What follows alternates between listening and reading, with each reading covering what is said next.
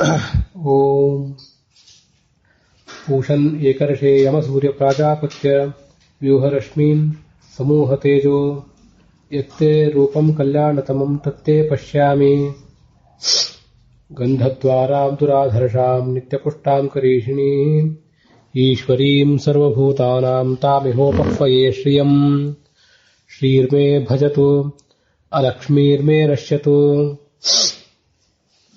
तदस्य प्रियमभिपाथो अस्याम् नरो यत्र देवयवो मदन्ति उरुक्रमस्य सहि बन्धुरित्था विष्णोः पदे परमे मध्वोत्साह पुनन्तु मां देव जनाः पुनन्तु वसा बोधिया विश्वे देवाः पुनीतमा जाता वेदः पुनीहिमाः श्रीगुरुभ्यो नमः।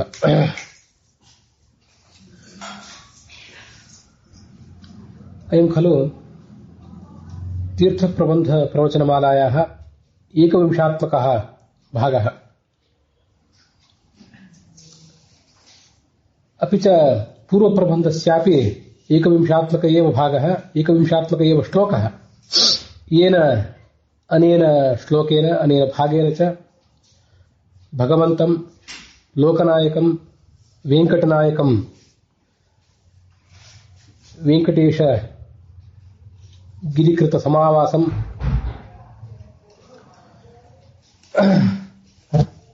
स्तोतुकामः वादिराजयतिः स्वस्य ग्रन्थे तीर्थप्रबन्धे पश्चिमप्रबन्धः, उत्तरप्रबन्धः, पूर्वप्रबन्धः, दक्षिणप्रबन्धः इति ये चत्वारः प्रबन्धाः बोभूयन्ते तेषां मध्ये पूर्वप्रबन्धे पूर्वदिशि स्थितान् भूभागान् वर्णयति, पश्चिमप्रबन्धे उत्तरप्रबन्धे च क्रमशः पश्चिमदिशि वर्तमानान् पूर्वदिशि वर्तमानांश्च भूभागान् वर्णयाम बभूव। अस्मिंश्च पूर्वप्रबन्धे पूर्वदिशि वर्तमानानि अनेकानि क्षेत्राणि, गजफरम् आनेगवन्दी इति क्षेत्रम्, टीकाचार्य इति ख्यातस्य जयतीर्थस्य मलखेडक्षेत्रम् इत्यादीनि क्षेत्राणि सः सन्दृश्य तानि क्षेत्राणि तत्र वर्तमानानि दैवतानि दैवतान्तर्यामिणं भगवन्तं च पवित्राभिः वाग्भिः तुष्टाव। अस्मिन् पूर्वप्रबन्धे 19 श्लोके 20 श्लोके च 19 श्लोकमारभ्य भगवन्तं कल्याणाद्भुतगात्रं कामितार्थप्रदायिनं श्रीमद्वेङ्कटनाथं वर्णयति अनेकैः श्लोकैः। अयं च श्रीवेङ्कटनायकः कश्चन वृक्ष इव श्रेष्ठः। वृक्षः पर्वते प्रदेशे तिष्ठति। भगवानपि अयं वेङ्कटेशः श्रीवेङ्कटपर्वते तिष्ठति। यथा कश्चन वृक्षः, ಒಂದು ವೃಕ್ಷ ತನ್ನಲ್ಲಿ ತನ್ನ ಆಶ್ರಯಕ್ಕೆ ಬಂದವರನ್ನ ಹೇಗೆ ನೆರಳು ಕೊಟ್ಟು ಕಾಪಾಡ್ತದೋ ಹಾಗೆ ಈ ಭಗವಂತನು ಕೂಡ ನೆರಳು ಕೊಟ್ಟು ನನ್ನನ್ನು ಕಾಪಾಡಲಿ, ಈ ಭಗವಂತ ಎಂಬ ಕಲ್ಪದ್ರುಮ ಅಂತ ಹೇಳಿ 19ನೇ ಪದ್ಯದಲ್ಲಿ ವರ್ಣಿಸಿದರು. 20ನೇ ಪದ್ಯದಲ್ಲಿ ಈ ವೆಂಕಟಗಿರಿ ಅನ್ನುವಂಥ ಉನ್ನತ ಪ್ರದೇಶದಲ್ಲಿ ಅವನಿದ್ದಾನಲ್ಲ, ಹಾಗೆ ಇರ್ಲಿಕ್ಕೆ ಏನು ಕಾರಣ, ಅಷ್ಟು ಉನ್ನತವಾದ ಸ್ಥಳವನ್ನು ಅವನು ಆಯ್ಕೆ ಮಾಡಿಕೊಳ್ಳಿಕ್ಕೆ ಏನು ಕಾರಣ ಅಂತ ಅನ್ನೋದನ್ನ ವರ್ಣಿಸಿದರು. ಒಬ್ಬ ವ್ಯಕ್ತಿ ಯಾರನ್ನಾದರೂ ಹುಡುಕಬೇಕು ಅಂತಿದ್ರೆ ಒಂದು ವೀಕ್ಷಣಾ ಗೋಪುರ ಅಥವಾ ಒಂದು ಮನೆಯ ಉಪ್ಪರಿಗೆ ಇದನ್ನು ಹತ್ತಿ ಸುತ್ತಮುತ್ತಲಿರುವಂತಹ ವ್ಯಕ್ತಿಗಳನ್ನ ವಸ್ತುಗಳನ್ನ ಹುಡುಕುವ ಪ್ರಯತ್ನ ಮಾಡ್ತಾನೆ.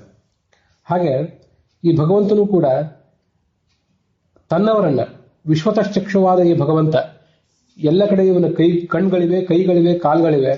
ಅಂತಹ ಭಗವಂತ ದೂರದಲ್ಲಿರುವಂತಹ ತನ್ನ ಭಕ್ತರನ್ನ ನೋಡಿ ಅವರನ್ನ ತನ್ನ ಬಳಿಗೆ ಸೆಳ್ಕೊಳ್ಳಿಕ್ಕಾಗಿ ಅವರನ್ನು ನೋಡ್ಲಿಕ್ಕೆ ಅನುಕೂಲ ಆಗಲಿ ಅಂತ ಎತ್ತರವಾದ ಪ್ರದೇಶದಲ್ಲಿ ಇದ್ದಾನೆ ಅಂತ ಅನ್ನೋದನ್ನ 20ನೇ ಪದ್ಯದಲ್ಲಿ ನೋಡಿದ್ವಿ ಈ ಹಿಂದೆ. 21ನೇ ಪದ್ಯ ಇದು. ಯೇ ಶಂಖಚಕ್ರೋಜ್ವಲ ಬಾಹುಯುಗ್ಮಾ ಸ್ವಾಂಘ್ರಿಂ ಭಜಂತೆ ಭವಸಿಂಧುರೇಶಾಂ ಕಟಿ ಪ್ರಮಾಣ ಸ್ಥಿತಿ ವೆಂಕಟೇಶ ಸ್ಫುಟೀಕರೋತ್ಯಾತ್ಮಕರಾಂಬುಜಾತೈ. ಈ ಭಗವಂತನ ಕೈ 4 ಬಾಹುಗಳಲ್ಲಿ ಯಾವ್ಯಾವ ಚಿಹ್ನೆಗಳಿವೆ, ಯಾವ್ಯಾವ ಆಯುಧಗಳಿವೆ, ಅದರಿಂದ ಆತ ಸೂಚನೆ ಮಾಡುವುದು ಏನನ್ನೋದನ್ನ ಈ ಪದ್ಯದಲ್ಲಿ ಅವರು ಅನುಸಂಧಾನ ಮಾಡ್ತಾರೆ. ಶಂಖ ಮತ್ತು ಚಕ್ರಗಳಿವೆ ಮೇಲಿನ 2 ಬಾಹುಗಳಲ್ಲಿ.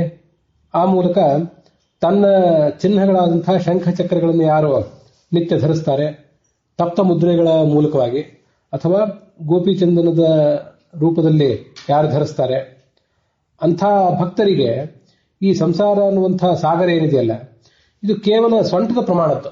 ಅದು ಎಷ್ಟೇ ಆಳವಾಗಿರಲಿ, ಆದರೆ ಇಂಥ ತನ್ನ ಭಕ್ತರಿಗೆ ಮಾತ್ರ ಅದು ಬಹಳ ಆಳದ್ದಲ್ಲ, ಸುಲಭವಾಗಿ ಅವರು ದಾಟಬಲ್ಲರು. ಕಟಿ ಪ್ರಮಾಣ ಅಂತ ಹೀಗೆ ತನ್ನ ಕೈಗಳ ಮೂಲಕ ತನ್ನ 2 ಕೈಗಳನ್ನ ತನ್ನ ಸೊಂಟದ ಸಮೀಪ ಇರಿಸಿಕೊಂಡು ಆತ ತೋರಿಸ್ತಿದ್ದಾನೆ. ಮೇಲಿನ 2 ಕೈಗಳಲ್ಲಿ ಶಂಖಚಕ್ರಗಳನ್ನು ಧರಿಸಿದ್ದಾನೆ. ಆ ಮೂಲಕ ಈ ಚಿಹ್ನೆಗಳನ್ನು ನೀವು ಧರಿಸಿರಿ ಅಂತ ತೋರಿಸ್ತಿದ್ದಾರೆ. ಅದಲ್ಲದೆ ಅವರೇ ರುಕ್ಮಿಣೀಶಿ ವಿಷಯದಲ್ಲಿ ಹೇಳಿದಂತೆ ಶಂಖದ ಸೂಚನೆ ಈ ಶಂಖೋ ವೇದಾತ್ಮಕ ಶಂಖ ಸಹಿತೋ ದಕ್ಷಿಣಾಧರ ಅಂತ ವರ್ಣನೆ ಮಾಡ್ತಾರೆ.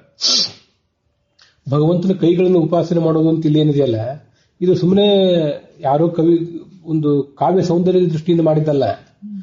ಭಗವಂತನ ಉಪಾಸನೆಯನ್ನು ಮಾಡೋದು ಭಾಗವತದಲ್ಲಿ ಧ್ಯಾನ ಮಾಡಬೇಕು, ವಿಶ್ವರೂಪದ ಧ್ಯಾನದೆಲ್ಲ ವರ್ಣನೆ ಮಾಡ್ತಾರಲ್ಲ, ಅಲ್ಲಿ ಏನು ವರ್ಣನೆ ಮಾಡ್ತಾರೆ ಅಂತಂದ್ರೆ ಭಗವಂತನ ಇಡೀ ರೂಪವನ್ನ ಧ್ಯಾನ ಮಾಡಬೇಕು.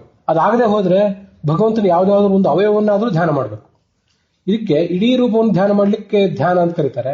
ಒಂದೊಂದು ಅವಯವವನ್ನು ಧ್ಯಾನ ಮಾಡಿದ್ರೆ ಅದಕ್ಕೆ ಧಾರಣ ಅಂತ ಕರೀತಾರೆ.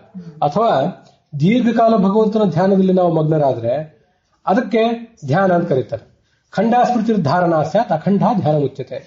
ಭಗವಂತನನ್ನ ನಾವು ಧ್ಯಾನಿಸಲಿಕ್ಕೆ ಪ್ರಾರಂಭಿಸಿದೆವು, ನಡುವೆ ನಮ್ಮ ಧ್ಯಾನ ಚಿನ್ನ ವಿಚ್ಛಿನ್ನ ಆಯಿತು, ಅದಕ್ಕೆ ಧಾರಣ ಅಂತ ಕರೀತಾರೆ. ಅದನ್ನೇ ದೀರ್ಘಕಾಲ ನಾವು ಮುಂದುವರಿಸಿದಾಗ ಅದಕ್ಕೆ ಧ್ಯಾನ ಅಂತ ಕರೀತಾರೆ. ಇಂಥ ಧ್ಯಾನಗಳನ್ನು ನಾವು ಮಾಡಬೇಕು. ಹೀಗೆ ಧಾರಣ ಮತ್ತು ಧ್ಯಾನ ಅನ್ನೋದಕ್ಕೆ 2 ಅರ್ಥ. ಒಂದು ಸ್ವಲ್ಪ ಕಾಲ ಮತ್ತು ದೀರ್ಘಕಾಲ ಅಂತ, ಇನ್ನೊಂದು ಸ್ಥೂಲೇ ಭಗವತೋ ರೂಪೆ, ಇಡೀ ಭಗವಂತನ ಭಾಗವತ ಹೇಳುವಂತೆ ಭಗವಂತನ ಇಡೀ ರೂಪವನ್ನು ಧ್ಯಾನಿಸಲಿಕ್ಕೆ ಪ್ರಯತ್ನ ಪಡಬೇಕು.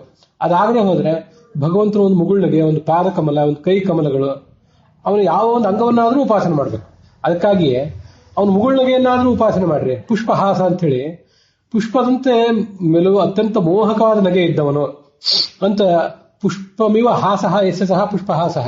ಯಾವನ ನಗೆ ಹೂವಿನಂತೆ ಅತ್ಯಂತ ಕೋಮಲವೋ ಅತ್ಯಂತ ಮೋಹಕವೋ ಆ ಥರ ಅವನು ಪುಷ್ಪಹಾಸ ಅಂತ ಅವನು ವರ್ಣನೆ ಮಾಡ್ತಾರೆ. ಅಥವಾ ಭಗವಂತನ ನಗು ಒಂದನ್ನೇ ಉಪಾಸನೆ ಮಾಡೋದಾದ್ರೆ ಪುಷ್ಪಮಿವ ಹಾಸಃ, ಇದು ಕರ್ಮಧಾರೆಯ ಸಮಾಸ. ಪುಷ್ಪದಂತಿರುವ ನಗುವನ್ನೇ ಉಪಾಸನೆ ಮಾಡೋದು, ಪುಷ್ಪದಂತೆ ನಗುವಿರುವ ಭಗವಂತನನ್ನು ಉಪಾಸನೆ ಮಾಡೋದು. ಅಟ್ಟಹಾಸಃ, ಈ ಭಾಗವತದ ನಾರಾಯಣ ವರ್ಮದಲ್ಲಿ ವಿಮುಂಚೆಯನ್ನು ಲೋಕಭಯಂ ಸ್ವನೇನ ತನ್ನ ಅಟ್ಟಹಾಸದಿಂದ ಈ ಜಗತ್ತಿಗೆ ವಿದಿಕ್ಷು ದಿಕ್ಷೂರ್ಧ್ವಮದಸ್ಸಮಂತ ಅಂತರ್ಬಹಿರ್ ಭಗವಾನ್ ನಾರಸಿಂಹ ಅಂತ ಹೇಳಿ ಅವನ ಅಟ್ಟಹಾಸವನ್ನು ವರ್ಣನೆ ಮಾಡಿದ್ದು ಇದೆ. ಹೀಗೆ ಅವನ ಭಗವಂತನ ಅಟ್ಟಹಾಸ ಇರಲಿ, ಅವನ ಮಂದಹಾಸ ಇರಲಿ, ಅವನ ಕಾಲು ಕಮಲಗಳು, ಪಾದಕಮಲ ಇರಲಿ ಅಥವಾ ಕರಕಮಲ ಇರಲಿ, ಅದೆಲ್ಲವನ್ನೂ ಉಪಾಸನೆ ಮಾಡೋದು ಕೂಡ ಶಾಸ್ತ್ರದಲ್ಲಿ ನಮಗೆ ಸಾಮಾನ್ಯ ಜನರಿಗೆ ಈಗಿನ ಹಂತದಲ್ಲಿ, ಈಗಿನ ಸಾಧನೆ ಈ ಹಂತದಲ್ಲಿ ನಾವು ಮಾಡಬೇಕಾದಂತಹ ಧ್ಯಾನವನ್ನು ತೋರಿಸ್ತದೆ. ಮತ್ತೆ ಇದೆಲ್ಲವೂ ಕೂಡ ಉಪನಿಷತ್ ಪ್ರಾಪ್ತವಾದದ್ದು.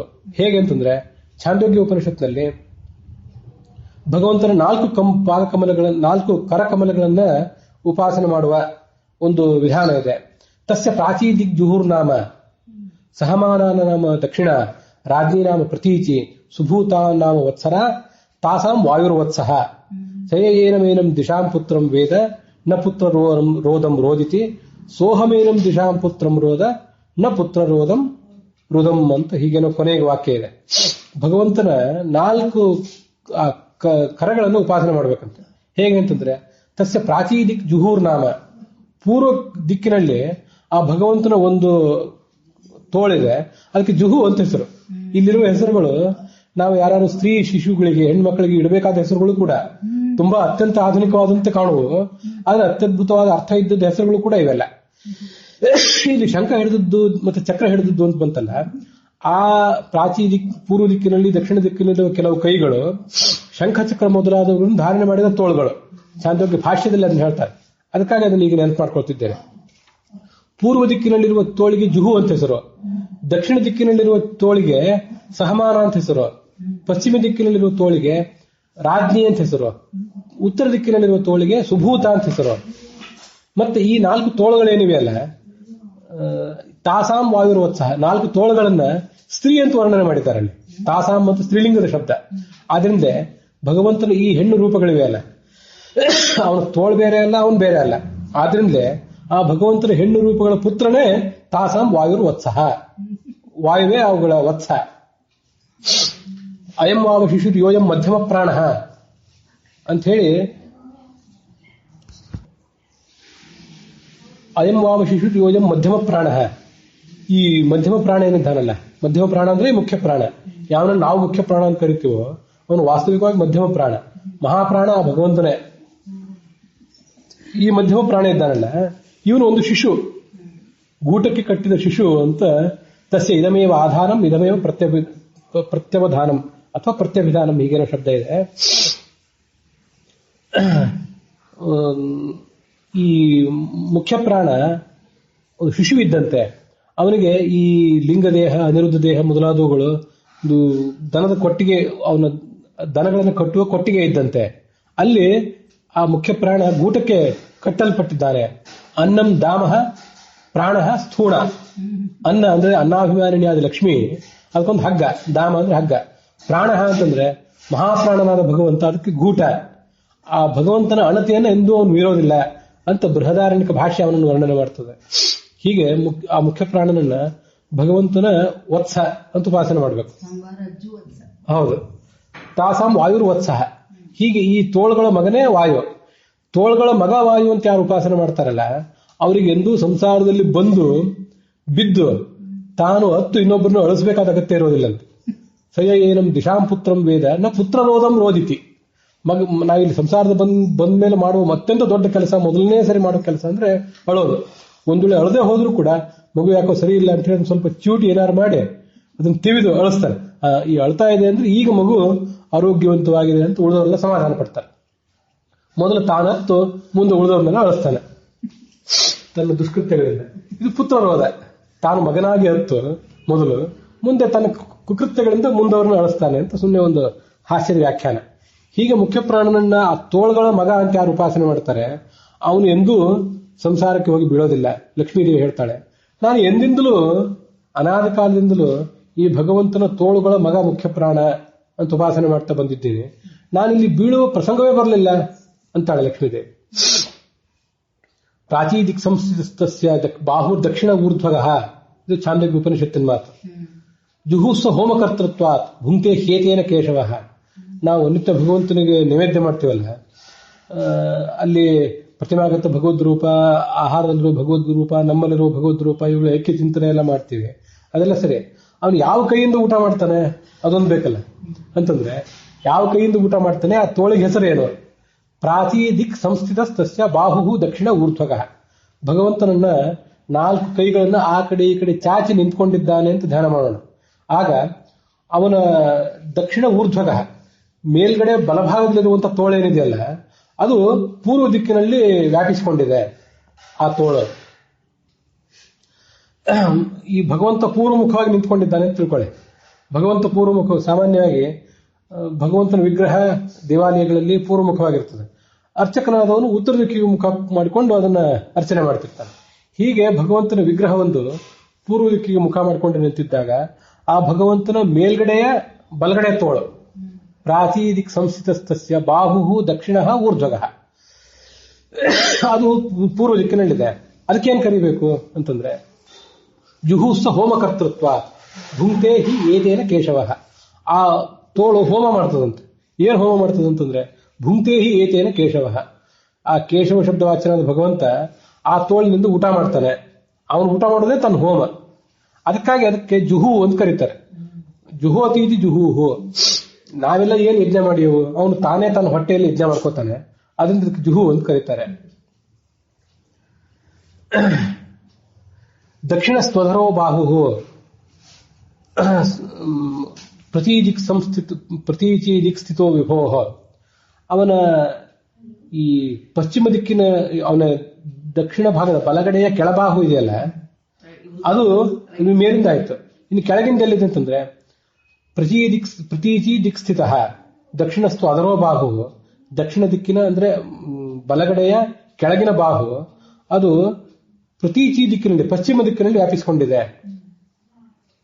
ಸಹಮಾನೇತಿ ಸಂಪ್ರೋಕ್ತ, ಅದಕ್ಕೆ ಸಹಮಾನ ಅಂತ ಹೆಸರು. ಯಾಕೆಂತಂದ್ರೆ ಮಾನಂ ವೇದಾತ್ಮಕಂ ಯತಃ, ಮಾನ ಅಂತ ಪ್ರಮಾಣ ಅಂತ ಅರ್ಥ. ಪ್ರಮಾಣಗಳಲ್ಲಿ ಶ್ರೇಷ್ಠವಾದದ್ದು ವೇದ. ಮಾನಂ ವೇದಾತ್ಮಕಂ ಯತಃ ಶಂಖೋ ಮಾನಾತ್ಮಕ, ಶಂಖೋ ವೇದಾತ್ಮಕ, ಶಂಖಸಹಿತೋ ದಕ್ಷಿಣಾಧರ. ಆ ಕೆಳಗಿನ ಬಾಹು ಇದೆಯಲ್ಲ ಅದು ಶಂಖವನ್ನು ಹಿಡ್ಕೊಂಡಿರ್ತದೆ. ಸಹ ಮಾನ ಅಂದ್ರೆ ಮಾನದ ಜೊತೆಗಿರುವಂಥದ್ದು ಅಂತ ಅರ್ಥ. ಮಾನ ಅಂದ್ರೆ ಏನು? ಮಾನ ಅಂದ್ರೆ ಪ್ರಮಾಣ ಅಂತ ಅರ್ಥ. ಪ್ರಮಾಣದಲ್ಲಿ ಶ್ರೇಷ್ಠ ಯಾವುದು ಅಂದ್ರೆ ವೇದ. ಆ ವೇದದ ಅಭಿಮಾನಿಯಾದದ್ದು ಆ ಶಂಖ, ಲಕ್ಷ್ಮೀ ಸ್ವರೂಪವಾದದ್ದು. ಹೀಗೆ ಕೆಳಗಿನ ಬಾಹು ಶಂಖವನ್ನು ಹಿಡ್ಕೊಂಡಿರ್ತದೆ. ಇದು ಈಗ ನಮಗೆ ಸಾಮಾನ್ಯ ಗೊತ್ತಿರುವಂತೆ ಲಕ್ಷ್ಮೀ ವೆಂಕಟೇಶ್ವರ ಉಪಾಸನೆ ಎಲ್ಲ ಮೇಲಿನ ಎರಡು ಬಾಹುಗಳು, ಒಂದು ಬಾಹುವಿನಲ್ಲಿ ಚಕ್ರ, ಒಂದು ಬಾಹುವಿನಲ್ಲಿ ಶಂಖ ಇರ್ತದೆ. ಈಗ ನಾವು ನೋಡೋ ರೂಪ ಚಾಂದೋಗ್ಯ ಉಪನಿಷತ್ನಲ್ಲಿ ಅದರ ಭಾಷ್ಯದಲ್ಲಿ ವರ್ಣಿತವಾಗಿರುವ ರೂಪವನ್ನೇ ನೋಡ್ತಿದ್ದೀವಲ್ಲ, ಮೇಲಿಂದು ಚಕ್ರ, ಕೆಳಗಿಂದು ಶಂಖ ಹಿಡ್ಕೊಂಡಿರ್ತದೆ. ಹೀಗೆ ಅದಕ್ಕೆ ಸಹಮಾನ ಅಂತ ಕರೀತಾರೆ ಆ ಕೆಳಗಿನ ಬಾಹುವಿಗೆ. ಈ ಮೇಲಿನ ಬಾಹುವಿಗೆ ಜುಹು ಅಂತ ಕರೀತಾರಲ್ಲ, ಯಾಕೆಂದ್ರೆ ಭಗವಂತ ಆ ತೋಳಿನಿಂದ ಊಟ ಮಾಡ್ತಾನೆ ಅಂತ. ಅದಕ್ಕೆ ಮತ್ತೊಂದು ಅರ್ಥ ಹೇಳ್ತಾರೆ, ಬಾಹುರ್ ಜುಹೋತಿ ಚಕ್ರೇಣ ಶತ್ರುನಿತ್ ಅಥವಾ ಜುಹೂಹು. ಆ ಮೇಲಿನ ಬಾಹುವಿಗೆ ಜುಹು ಅಂತ ಕರೀತಾರೆ ಅಂತಂದ್ರೆ ಅವನು ತಾನು ಯಜ್ಞ ಮಾಡಿ ಆ ಆಹುತಿಯನ್ನ ತನ್ನ ಮೇಲಿನ ಬಲ ತೋಳಿನಿಂದ ತನ್ನ ಹೊಟ್ಟೆಯೊಳಗೆ ಹಾಕೋತಾನೆ ಅಂತ ಅಷ್ಟು ಮಾತ್ರ ಅಲ್ಲ, ಆ ಬಾಹುವಿನಿಂದ ಕೈಯಲ್ಲಿ ಚಕ್ರವನ್ನು ಹಿಡಿದು ಶತ್ರುಗಳನ್ನ ದಮನ ಮಾಡ್ತಾನೆ. ಅದು ಒಂದು ಹೋಮ ಅವನಿಗೆ. ಅದಕ್ಕಾಗಿ ಆ ತೋಳಿಗೆ ಜುಹು ಅಂತ ಕರೀತಾರೆ. ಆ ಜುಹುವನ್ನು ಬಹಳ ಹೆಸರು ಅತ್ಯಂತ ಆಧುನಿಕವಾಗಿಯೂ ಬಹಳ ಅದ್ಭುತವಾದಂತಹ ಅರ್ಥವುಳ್ಳದ್ದಾಗಿಯೂ ಕಾಣಿಸ್ತದೆ ನನಗೆ. ಅದಕ್ಕಾಗಿ ಇನ್ನೆಲ್ಲ ಹೇಳಿದೆ. ಇವು ಎರಡು ತೋಳುಗಳಾಯ್ತು. ಮುಂದೆ ಈ ಭಗವಂತನ ಎಡಗಡೆಯ ಎರಡು ತೋಳುಗಳ ಸಂಗತಿ ಉಳಿತೀನಿ. ಆ ಎರಡು ತೋಳುಗಳಲ್ಲಿ ಪ್ರತೀಚಿ ದಿಕ್ ಸಂಸ್ಥಿತಸ್ತಸ್ಯ, ಅದು ಕೆಳಗಿನ ತೋಳೇನಿದೆ ಅದು ಒಂದು ಈ ಪಶ್ಚಿಮ ದಿಕ್ಕಿನಲ್ಲಿದೆ. ಮೇಲಿನ ಒಂದು ತೋಳಿನಲ್ಲಿ ಭಗವಂತ ಪೂರ್ವಮುಖವಾಗಿ ನಿಂತಾಗ ಒಂದು ತೋಳು ಪೂರ್ವಕ್ಕಿದೆ. ಆಮೇಲೆ ಅವನ ಕೆಳಗಿನ ಒಂದು ತೋಳು ದಕ್ಷಿಣಕ್ಕೆ ಚಾಚಿಕೊಂಡಿದೆ. ನಾನು ಅವಾಗ ಹೇಳುವಾಗ ಅದನ್ನ ಪಶ್ಚಿಮ ಅಂತ ಹೇಳಿದ್ರೆ ಅದನ್ನ ಈಗಲೇ ತಿದ್ದುಕೊಳ್ರೆ. ಹಾಗಲ್ಲ, ಕೆಳಗಿನ ಬಾಹು ದಕ್ಷಿಣಕ್ಕೆ ಚಾಚಿಕೊಂಡಿದೆ, ಹೀಗೆ ಮೇಲಿನ ಬಾಹು ಪೂರ್ವಕ್ಕೆ ಚಾಚಿಕೊಂಡಿದೆ. ಮತ್ತೆ ಎಡಭಾಗದಲ್ಲಿ ಮೇಲಿನ ಬಾಹುಗಳೇನಿದೆಯಲ್ಲ, ಆ ಮೇಲಿನ ಬಾಹು ಪ್ರತೀಚೀದಿಕ್ ಸಂಸ್ಥಿತಸ್ತಸ್ಯ ವಾಮಬಾಹು ತಥೋತ್ತರ, ಅವನ ಉತ್ತರದ ವಾಮಬಾಹು, ಉತ್ತರ ಅಂದ್ರೆ ಮೇಲಿರೋದು, ವಾಮಬಾಹು ಅಂತಂದ್ರೆ ಎಡಗಡೆಯ ಬಾಹು, ಅದು ಪ್ರತೀಚಿ ದಿಕ್ಕಿನಲ್ಲಿದೆ. ಯಾಕೆ ಅಂತಂದ್ರೆ ಅದಕ್ಕೆ ರಾಜ್ಞಿ ಅಂತ ಹೆಸರು. ರಾಜ್ಞಿ ಅಂತ ಹೆಸರು ಯಾಕೆ ಅಂತಂದ್ರೆ ರಾಜೀಯುಕ್ತ ಗದಾಯುಕ್ತ ರಾಜ್ಞಿ ನಾಮ ಪ್ರಕೀರ್ತಿತ, ಅತ್ಯಂತ ಹೊಳೆಯುವ ಪ್ರಕಾಶಮಾನವಾದ ಗದೆಯನ್ನು ಇಟ್ಕೊಂಡಿರೋದ್ರಿಂದ ಅದಕ್ಕೆ ರಾಜ್ಞಿ ಅಂತ ಹೆಸರು. ಅದನ್ನು ಹಿಂದೆ ಚಾಚಿದ್ದಾನೆ, ಪೂರ್ವಮುಖವಾಗಿ ಇವನು ನಿಂತಿರೋದ್ರಿಂದ ಅದನ್ನು ಹಿಂದೆ ಚಾಚಿದ್ದಾನೆ. ಒಂದು ಪೂರ್ವಕ್ಕೆ ಚಾಚಿದ್ದಾನೆ, ಮತ್ತೊಂದು ದಕ್ಷಿಣಕ್ಕೆ ಚಾಚಿದ್ದಾನೆ. ಮೇಲಿನ ಬಾಹು ಒಂದನ್ನ ಹಿಂದಕ್ಕೆ ಪಶ್ಚಿಮಕ್ಕೆ ಚಾಚಿದ್ದಾನೆ. ರಾಜೀಯುಕ್ತ ಗದಾಯುಕ್ತ ರಾಜ್ಞಿ ನಾಮ ಪ್ರಕೀರ್ತಿತ. ಅಧರೋ ವಾಮಬಾಹುರ್ಯ, ವಾಮಬಾಹು ಎಡಗಡೆಯದ್ದು, ಅಧರ ಕೆಳಗಿರುವಂಥದ್ದು. ಉತ್ತರಾದಿಕ್ ಸ್ಥಿತೋ ವಿಭೋಹ, ಅದು ಉತ್ತರ ದಿಕ್ಕಿನಲ್ಲಿದೆ. ಯಾಕೆಂತಂದ್ರೆ ಶ್ರಿಯ ಆಧಾರ ಪದ್ಮಿತ್ವಾತ್ ಸುಭೂತ ನಾಮತ ಸ್ಮೃತಃ, ಅದಕ್ಕೆ ಸುಭೂತ ಅಂತ ಹೆಸರು ಆ ತೋಳಿಗೆ.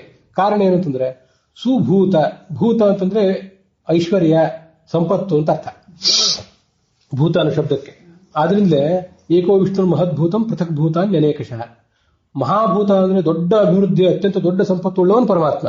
ನಾವೆಲ್ಲ ಸಣ್ಣ ಸಣ್ಣ ಸಂಪತ್ತುಳ್ಳವರು, ಆದ್ರಿಂದ ನಾವು ಸಣ್ಣ ಸಣ್ಣ ಭೂತಗಳು. ಏಕೋ ವಿಷ್ಣು ಮಹದ್ಭೂತಂ ಪೃಥಕ್ ಭೂತಾನಿ ಅನೇಕಶಃ. ಹೀಗೆ ಆ ಪರಮಾತ್ಮನ ನಂತರ ಏಳಿಗೆ ಉಳ್ಳವಳು, ಸಂಪತ್ತುಳ್ಳವಳು, ಅಭಿವೃದ್ಧಿ ಉಳ್ಳವಳು ಅಂದ್ರೆ ಲಕ್ಷ್ಮೀದೇವಿಯೇ. ಆ ಲಕ್ಷ್ಮೀದೇವಿಗೆ ಆಧಾರವಾದ ಪದ್ಮವನ್ನು ಇದು ಹಿಡ್ಕೊಂಡಿದೆ. ಇದಕ್ಕಾಗಿ ಅದಕ್ಕೆ ಸುಭೂತ ಅಂತ ಹೆಸರು. ಶ್ರೀಯ ಆಧಾರ ಪದ್ಮಿತ್ವಾತ್ ಸುಭೂತ ನಾಮತ ಸ್ಮೃತಃ. ಇದು ಉತ್ತರ ದಿಕ್ಕಿಗೆ ಚಾಚಿಕೊಂಡಿದೆ ಈ ತೋಳು. ದಿಗ್ನಾಮಾನಸ್ಯತೆ ಪ್ರೋಕ್ತಃ ಧರ್ಮಜ್ಞಾನಾದಿ ದೇಶನಾಥ್. ಈ ಭಗವಂತನ ತೋಳುಗಳನ್ನ ದಿಕ್ಕುಗಳು ಅಂತ ವರ್ಣನೆ ಮಾಡ್ತಾರಲ್ಲ, ಅದು ದಿಶೌ ದಿಶಃ ಅಂತ ಹೇಳಿ ವ್ಯಂಜನಾಂತವಾದ ಶಬ್ದ, ಸ್ತ್ರೀಲಿಂಗ ಶಬ್ದ. ಅದು ಬಹಳ ಸ್ವಾರಸ್ಯದ ಶಬ್ದ. ದಿಕ್ಕನ್ನು ಶಬ್ದವೇ ಸ್ತ್ರೀಲಿಂಗ, ಅಲ್ಲಿ ತೋಚಿದ ಆ ಶಬ್ದ ಭಗವಂತನ ಯಾಕೆ ಹೇಳ್ತದೆ ಅಂತಂದ್ರೆ ಭಗವಂತನ ತೋಳು ಸ್ತ್ರೀಲಿಂಗ.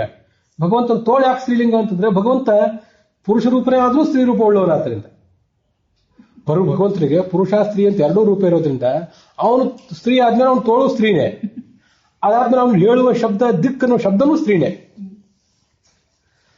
ಪ್ರಾಚಸ್ಯ ಪ್ರಾಚೀ ದಿಕ್ ಜುಹೂರ್ ನಾಮ ಅಂತ ಹೀಗೆ ಅದಕ್ಕಾಗಿ ಹೇಳೋದು.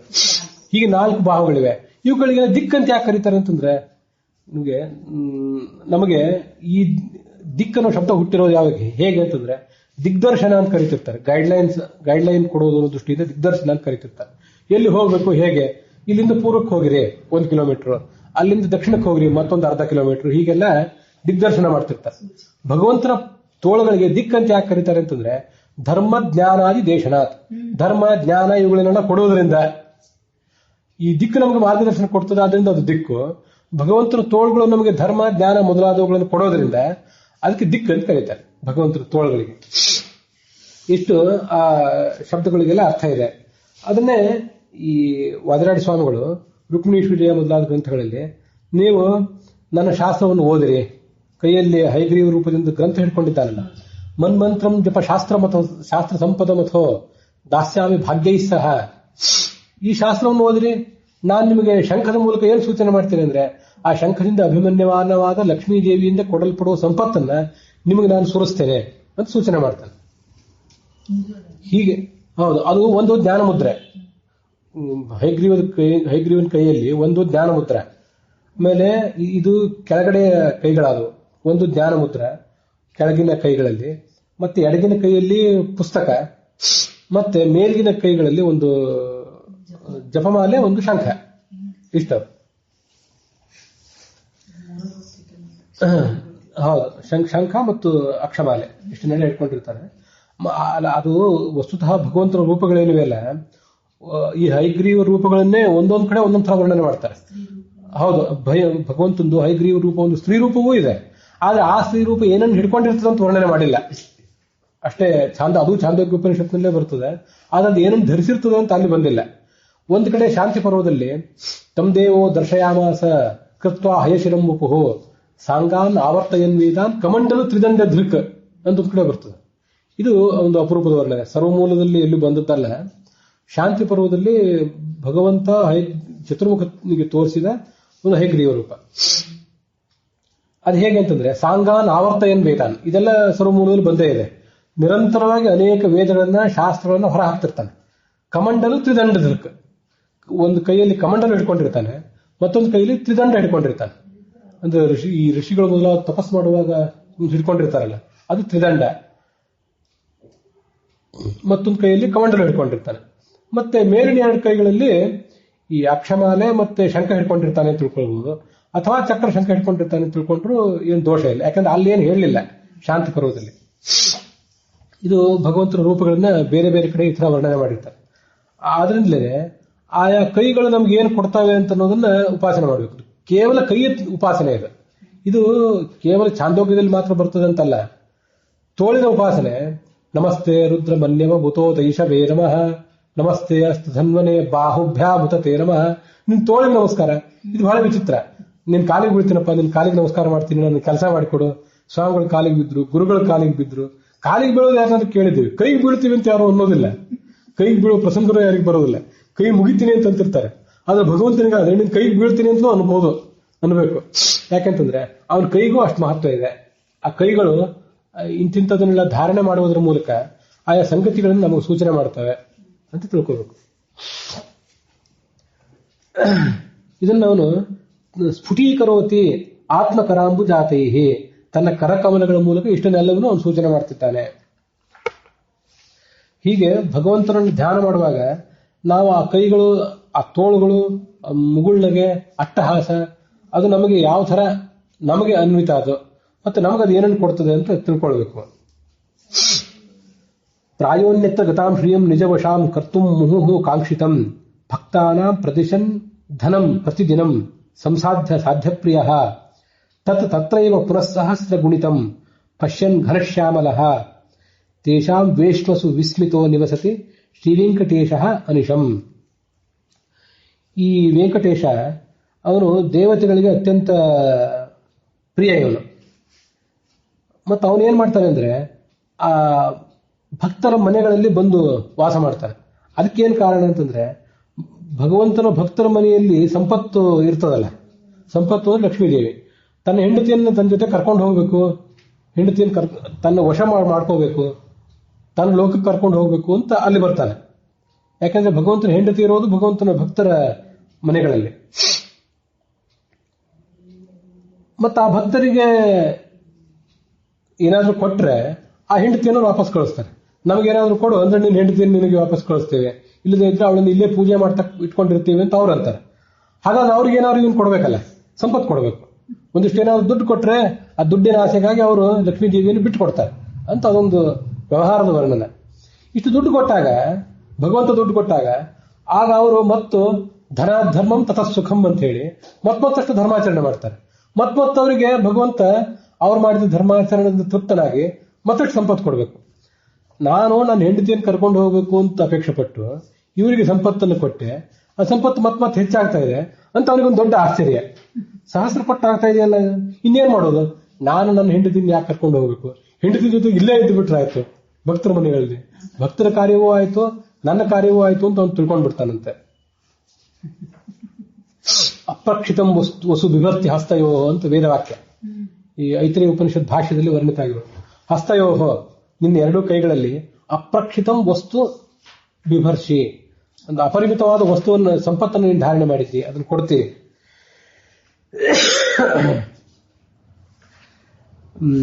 ಹೀಗೆ ಆ ಭಕ್ತರ ಮನೆಗಳಲ್ಲಿ ಅವನು ವಾಸ ಮಾಡಿಕೊಂಡಿದ್ದಾನೆ. ಇದು ಗರುಡಾರೂಢನಾಗಿರ್ತಕ್ಕಂತಹ ಭಗವಂತನ ಒಂದು ಉತ್ಸವ ಏನ್ ನಡೀತಿರ್ತದಲ್ಲ, ಅಂತ ಕೆಲವು ಉತ್ಸವಗಳ ವರ್ಣನ ಕೂಡ ಇಲ್ಲಿ ಕಾಣಿಸ್ತದೆ. ಗರುಡನ ಭುಜದ ಮೇಲೇರಿ ಕೂತಿದ್ದಾನೆ, ಶ್ರೀದೇವಿ ಭೂದೇವಿಯರನ್ನ ಆಲಂಗಿಸಿಕೊಂಡಿದ್ದಾನೆ, ಮತ್ತೆ ತನ್ನನ್ನ ಭಕ್ತರು ಏನು ಪ್ರಾರ್ಥಿಸ್ತಾರೆ ಅವರಿಗೆ ಇವನು ಸರ್ವಸ್ವವಾಗಿದ್ದಾನೆ, ಬೇಕಿದ್ದೆಲ್ಲವನ್ನೂ ಕೊಡ್ತಾನೆ. ಅಂಥ ವೆಂಕಟೇಶ್ವರನನ್ನ ನಾನು ಆಶ್ರಯಿಸ್ತೇನೆ ಅಂತ ಅವನ ಪ್ರಾರ್ಥನೆ. ಗರುಡನನ್ನು ಏರಿರೋದು ಅಂತಂದ್ರೆ ಗರುಡ ವೇದ ಪುರುಷ, ವೇದ ವೇದ್ಯ ಭಗವಂತ ಅಂತ ಅರ್ಥ. ಅದು ಐತರೇಯ ಉಪನಿಷತ್ನಲ್ಲಿದೆ. ಇಲ್ಲೇ ಮುಂದೆ ತೀರ್ಥ ಪ್ರಬಂಧದಲ್ಲಿ ನಾಳೆ ನಾಡ್ದು ನಾನು ಹೇಳೋನಿದ್ದೀನಿ. ಯಾಕಂದ್ರೆ ಈ ವೃದ್ಧಾಚಲದಲ್ಲಿ ಮತ್ತೆ ತಿರುವಣ್ಣಾಮಲೈನಲ್ಲಿ ಇರುವ ಈಶ್ವರನ ರೂಪಗಳ ಬಗ್ಗೆ ನಾವು ಇನ್ನು ಮುಂದೆ ನೋಡ್ಬೇಕಾಗಿದೆ. ಅದನ್ನ ನೋಡುವಾಗ ಅಲ್ಲಿ ಆ ಭಗವಂತ ಹೇಗೆ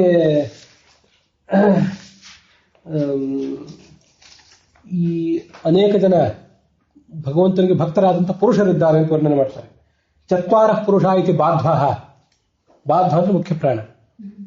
ಆ ಮುಖ್ಯ ಪ್ರಾಣ ಏನ್ ಹೇಳ್ತಾನೆ ಅಂತಂದ್ರೆ ಚತ್ವಾರ ಪುರುಷಾಹ, 4 ಜನ ಪುರುಷರಿದ್ದಾರೆ ಅಂತ ಹೇಳ್ತಾನಂತವನು. ಶರೀರ ಪುರುಷ, ಛಂದ ಪುರುಷ, ಮತ್ತೆ ವೇದ ಪುರುಷ, ಮಹಾಪುರುಷ. ಶರೀರ ಪುರುಷ ಅಂತಂದ್ರೆ ರುದ್ರ, ಸರ್ವ ಶರೀರಾಭಿಮಾನಿ. ಛಂದ ಪುರುಷ ಅಂತಂದ್ರೆ ಗರುಡ, ಮತ್ತೆ ಈ ಮಹಾಪುರುಷ ಅಂತಂದ್ರೆ ಚತುರ್ಮುಖ ಬ್ರಹ್ಮ. ಇಲ್ಲಿ ಈ ವೇದ ಪುರುಷ ಅಂತಂದ್ರೆ ಗರುಡ ಅಂತ ಅವ್ನು ನೆನಪು ಮಾಡ್ಕೊಂಡೆ. ಗರುಡನ ಹೆಗಲೇರಿ ಬರ್ತಾನೆ ಅಂತಂದ್ರೆ ಆ ಗರುಡನ ಮೂಲಕ ಇವನು ವ್ಯಕ್ತನಾಗ್ತಾನೆ, ವೇದಗಳಿಂದ ವ್ಯಕ್ತನಾಗ್ತಾನೆ ಅಂತ ಹೀಗರ್ಥ. ಗರುಡ ನಮಗೆ ಧ್ಯಾನವನ್ನು ಪ್ರಚೋದಿಸುವ ವ್ಯಕ್ತಿ. ಹಿಂದೆ ಅದನ್ನೊಂದ್ಸರಿ ಹೇಳಿದ್ದೆ ನಾನು, ಬೃಹದಾರಣ್ಯಕ ಉಪನಿಷತ್ನಲ್ಲಿ ಆ ಮಾತನ್ನು ಹೇಳಿದ್ದೆ. ಕೃಷಿಪೂಕೃತ್ಯ ಯಶ್ಯೇತೆ ಗಿರೀಕೃತ್ಯಾಧಿತಿಷ್ಠತೆ ಅವತೀರ್ಣೋನುದೀಕೃತ್ಯ ಸ ತದ್ಭಕ್ತಾಗ್ರಣೀ ಫಣಿ.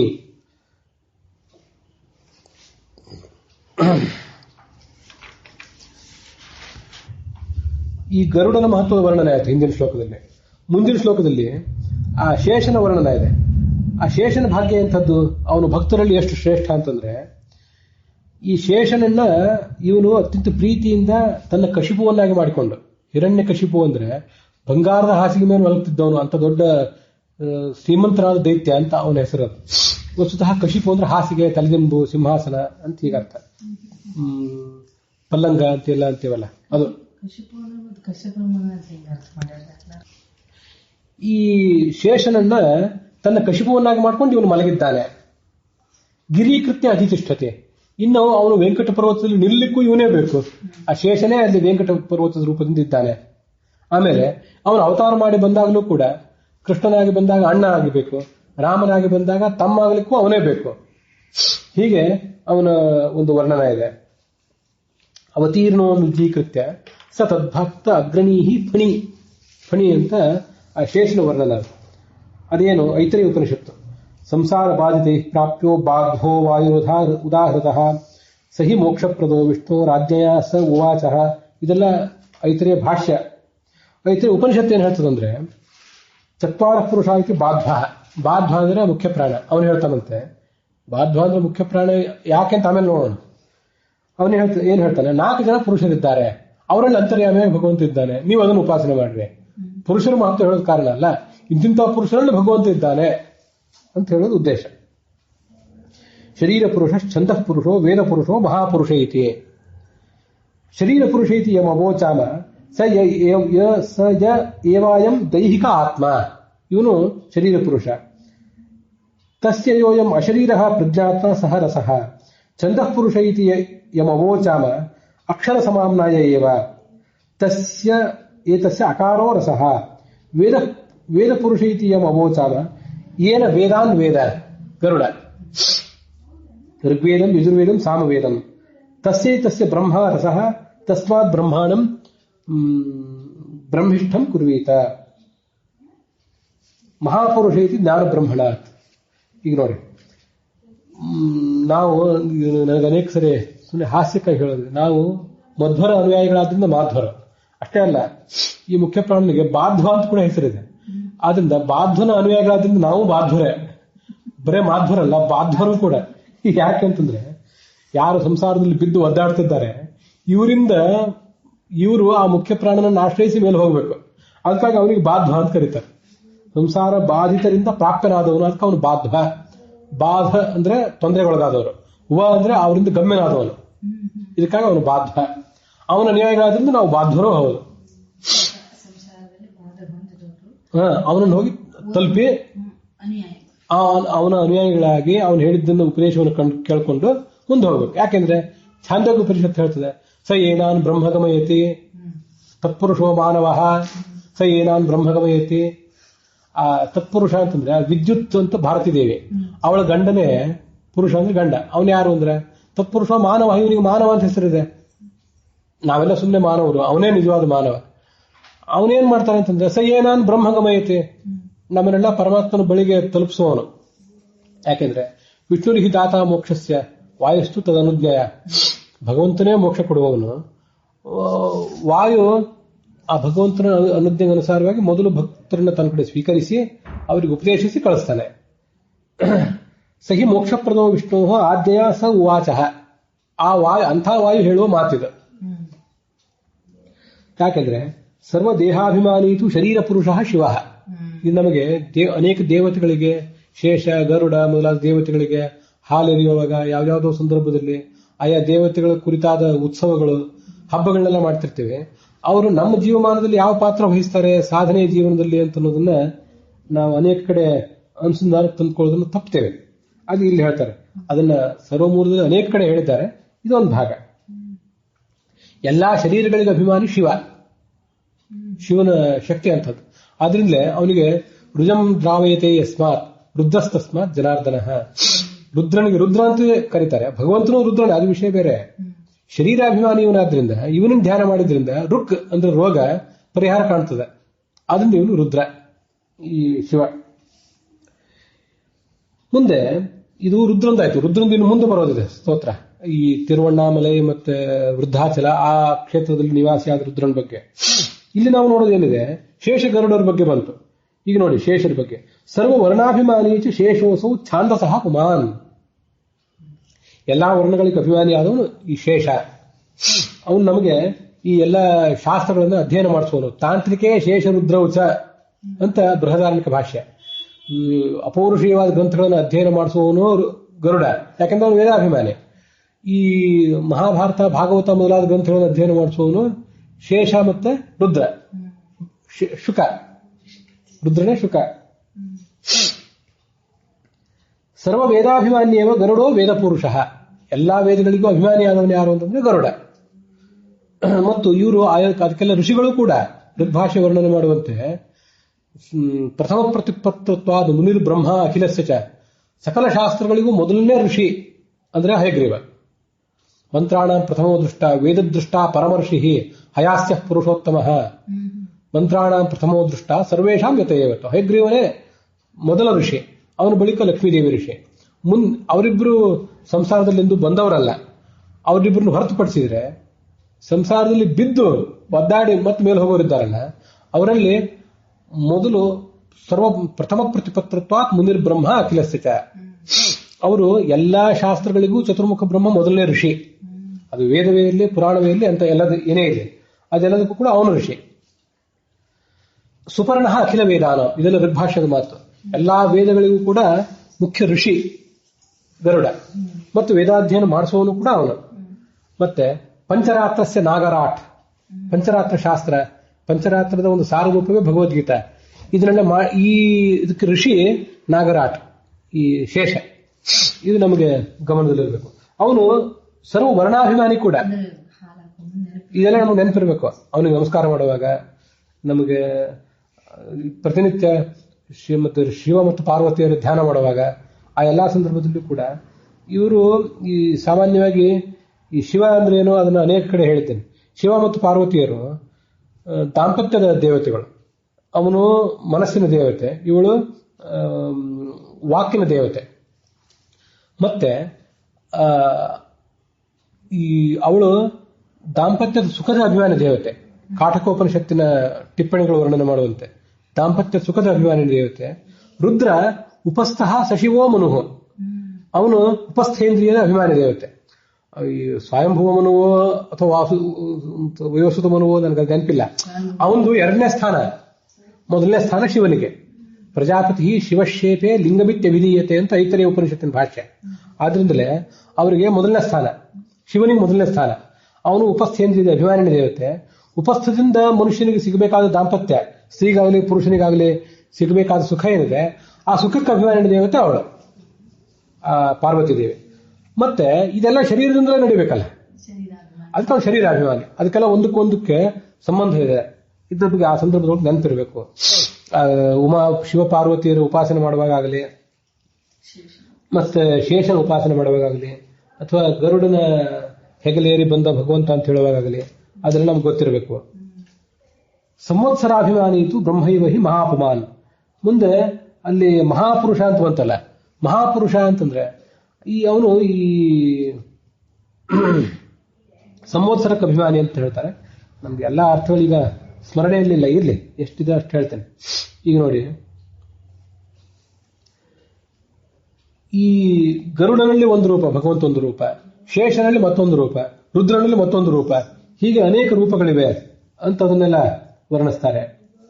ಈ ಶಿವನಲ್ಲಿ ಅನಿರುದ್ಧ ಎಂಬ ದೇಹಸ್ಥಿತವಾದ ರೂಪ ಇದೆ ಭಗವಂತಂದು. ಶಿವ ಶರೀರಾಭಿಮಾನಿ. ಸಾರಹ ಶಿವಸ್ಯ ಅನಿರುದ್ಧ ನಾಮ ದೇಹಸ್ಥಿತೋ ಹರಿಹಿ. ಐತ್ಯಾಕ್ರಿಯತೆ ಯಸ್ಮಾತ್ ವಾಸುದೇವೋ ಹಿ ಅಕಾರಕಃ ಶೇಷಸ್ಯ ಸಾರಹ ಸವಿಭು. ಅಕಾರವಾಚ್ಯನಾದ ವಾಸುದೇವ ಅವನು ಶೇಷನ ಅಂತರ್ಯಾಮಿಯಾಗಿದ್ದಾನೆ. ಹೀಗೆ ಆಯಾ ದೇವತೆಗಳಲ್ಲಿ ಆಯಾ ರೂಪದಿಂದ ಭಗವಂತ ಇರ್ತಾನೆ ಅಂತ ಕೂಡ ಅನುಸಂಧಾನ ಮಾಡಬೇಕು. ನಮಗೆ ಇಲ್ಲಿ ಒಳಗಿರುವ ಭಗವಂತನ ರೂಪಗಳು, ಅದು ಯಾವ ಹೆಸರು ನಮಗೆ ಆ ಸಂದರ್ಭದಲ್ಲಿ ನೆನಪಿರ್ಲಿಕ್ಕಿಲ್ಲ. ಕನಿಷ್ಠ ಪಕ್ಷ ಆಯಾ ದೇವತೆಗಳು ಸಾಧನೆಯಲ್ಲಿ ನಮಗೇನು ಸಹಕಾರ ಕೊಡ್ತಾರೆ ಅಂತನ್ನೋದಾದ್ರೂ ನೆನಪಿರಬೇಕು. ಅದಕ್ಕಾಗಿ ಇಲ್ಲಿ ಗರುಡಂದು ಬಂತು, ಶೇಷಂದು ಬಂತು. ತಾಂತ್ರಿಕೆ ಶೇಷ ರುದ್ರೌಚ ಯಜ್ಞೋ ಶಕ್ರೋ ಯಜ್ಞಾದಿ ಕರ್ಮಣಿ ಅಂತ ಬೃಹದಾರಣ್ಯಕ ಉಪನಿಷತ್ತಿನ ಭಾಷ್ಯ. ಇಂದ್ರಂದು ಇಲ್ಲಿ ಬರಲಿಲ್ಲ. ಇಂದ್ರ ಏನ್ ಮಾಡಿಸ್ತಾನೆ, ಯಜ್ಞಾದಿಗಳನ್ನು ನಮ್ಮ ಕಡೆಯಿಂದ ಮಾಡಿಸುವವನೇ ಇಂದ್ರ ಅಂತ. ಹೀಗೆ ಗರುಡ ಮತ್ತು ಶೇಷರಿಗೆ ನಮ್ಮ ಸಾಧನದ ಜೀವನದಲ್ಲಿ ಅತ್ಯಂತ ಪ್ರಧಾನವಾದ ಪಾತ್ರ ಇದೆ. ಶಂಕರ ರವಿ ಶಶಿ ಮುಖ್ಯಾ ಕಿಂಕರ ಪದವಿ ಉಪಾಸಿತಾ ಯಸ್ಯ ವೆಂಕಟಗಿರಿನಾಥೋಸೋ ಪಂಕಜನೇನ ಪರಾತ್ಪರೋ ಜಯತಿ. ಶಿವ, ಸೂರ್ಯ, ಚಂದ್ರ ಮೊದಲಾದ ದೇವತೆಗಳು ಭಗವಂತನ ಪಾದ ದಾಸ್ಯವನ್ನು ಪಡ್ಕೊಂಡು ಅವರು ಸಾಧನೆ ಮಾಡಿಕೊಂಡಿದ್ದಾರೆ. ಹೀಗೆ ಪರಾತ್ಪರನಾದಂಥ ಜಗತ್ತಿಗೂ ಎಲ್ಲ ಜಗತ್ತಿಗೂ ಮಿಗಿಲಾದಂಥ ಈ ವೆಂಕಟಗಿರಿನಾಥ ಜಯತೆ ಸರ್ವೋತ್ಕೃಷ್ಟನಾಗಿದ್ದಾನೆ. ಇವರೆಲ್ಲವನ್ನು ಕೂಡ ಅವನು ಮೀರಿಸಿ ನಿಂತಿದ್ದಾನೆ ಅಂತ ಅವನ ವರ್ಣನ ಇದೆ. ಶ್ರೀವೆಂಕಟಗಿರಿದ್ರೋಣಿ ಕ್ಷೋಣಿ ಯಸ್ಯಾನೀಯಸಿ ತಂ ವರೇಣ್ಯಂ ಸುರಾಗ್ರಣ್ಯಂ ವೇದಗಮ್ಯಂ ಭಜಾಮಹೆ. ಈ ಭಗವಂತನಿಗೆ ಈ ಅತ್ಯಂತ ಉನ್ನತವಾದ ಈ ವೆಂಕಟ ಪರ್ವತ, ಅದರ ತಪ್ಪಲ ಪ್ರದೇಶ ಅವನಿಗೆ ವಾಸಸ್ಥಾನ. ಅವನು ವರೇಣ್ಯ, ಶ್ರೇಷ್ಠ ಬೇರೆ, ಮತ್ತೆ ವೇದಗಮ್ಯ, ವೇದಗಳಿಂದ ಪ್ರಾಪ್ಯನಾದವನು. ಅಂಥ ವೆಂಕಟರಮಣನನ್ನ ಸ್ತೋತ್ರ ಮಾಡ್ತೇನೆ.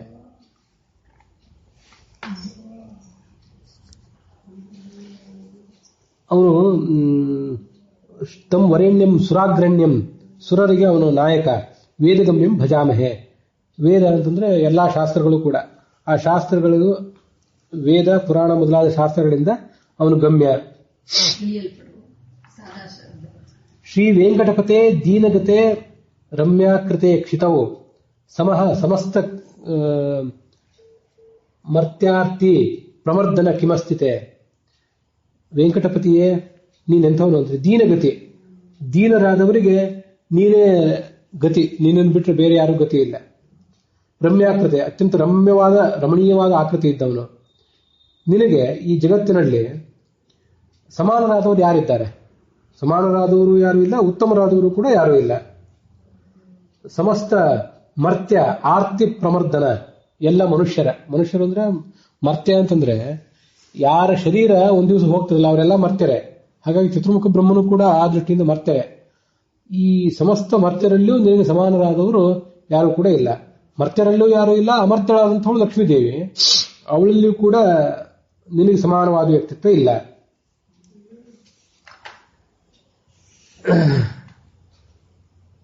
ಸಮಸ್ತ ಸುಜನಾಧಾರಂ ತೋಷದೂರಂ ಗುಣಾಕರಂ ಶ್ರೀವೆಂಕಟಾಚಲಾವಾಸಂ ಶ್ರೀನಿವಾಸಂ ಭಜೇನಿಶಂ. ಸಮಸ್ತ ಸಜ್ಜನರಿಗೆ ಆಧಾರಭೂತನಾದವನು, ದೋಷ ದೂರನಾದವನು, ಗುಣಾಕರ ಅವನು. ಮತ್ತೆ ವೆಂಕಟ ಪರ್ವತದಲ್ಲಿ ನೆಲೆ ಮಾಡಿಕೊಂಡು ನಿಂತವನು. ಅಂತ ಶ್ರೀನಿವಾಸನನ್ನ ನಾವು ನಿತ್ಯ ಸ್ತೋತ್ರ ಮಾಡ್ತೀವಿ.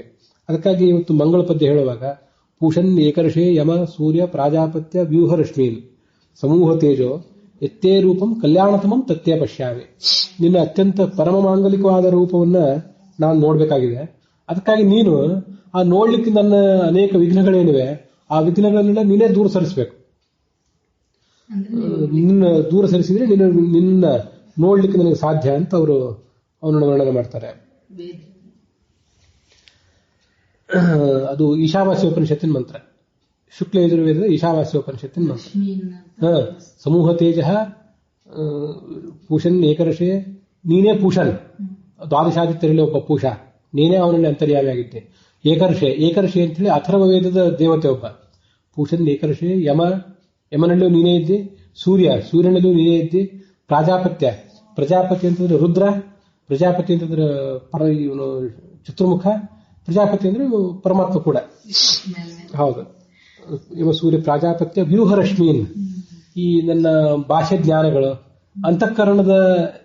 ನನ್ನ ಅಂತಃಕರಣ ಎಲ್ಲ ಹೊರಮುಖವಾಗಿ ಕೆಲಸ ಮಾಡ್ತಿರೋದ್ರಿಂದ ಅವುಗಳಿಗೆ ಹೊರಗಿನ ವಿಷಯಗಳನ್ನ ತಿಳ್ಕೊಳ್ಳಿಕ್ಕೆ ಸಾಧ್ಯ ಆಗ್ತದೆ ಹೊರತು ಒಳಗಕ್ಕೆ ಪ್ರಯತ್ನ ಮಾಡ್ಲಿಕ್ಕೆ ಆಗ್ತಿಲ್ಲ.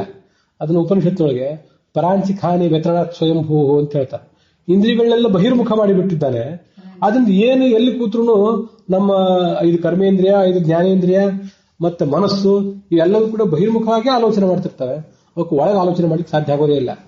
ಅವುಗಳ ಆ ಅಡ್ಡಿ ಆತಂಕಗಳನ್ನ, ಆ ಭಾಷ್ಯ ಜ್ಞಾನವನ್ನ, ಭಾಷ್ಯ ಪ್ರವೃತ್ತಿಗಳನ್ನ ಸ್ವಲ್ಪ ದೂರ ಸರಿಸು. ಅದು ಭಾಗವತದೊಳಗೆ ಏನ್ ಹೇಳ್ತಾರೆ ಅಂತಂದ್ರೆ ಜಿಹ್ವೈಕತೋ ಅಮುಂ ಅಪಕರ್ಷತೆ. ಆ ಶ್ಲೋಕ ನಂಗೆ ಈಗ ನೆನಪಿಲ್ಲ. ಈಗ ಭವ್ಯ ಸಪತ್ಯೈವ ಗೇಹಪತಿಂ ಲುನಂತೆ ಅಂತ. ಅನೇಕ ದಿನ ಹೆಂಡಂತರು ಒಬ್ಬನೇ ಗಂಡ ಇದ್ರೆ ಅವನು ನಾಲ್ಕಡಿ ಈ ಕಡೆ ಎಳೆದಾಡೆ ಅವನನ್ನ ಹೇಗೆ ನಿರ್ವಿಣ್ಣನನ್ನಾಗಿ ಮಾಡ್ತಾರ, ಹಾಗೆ ಈ ಇಂದ್ರಿಯ ಪ್ರವೃತ್ತಿಗಳೆಲ್ಲ ಇವನನ್ನ ದುರ್ಬಲನ್ನಾಗಿ ಮಾಡಿಬಿಟ್ಟಿವೆ ಅಂತ ಭಾಗವತ ಹೇಳ್ತದಲ್ಲ, ಆ ಥರ.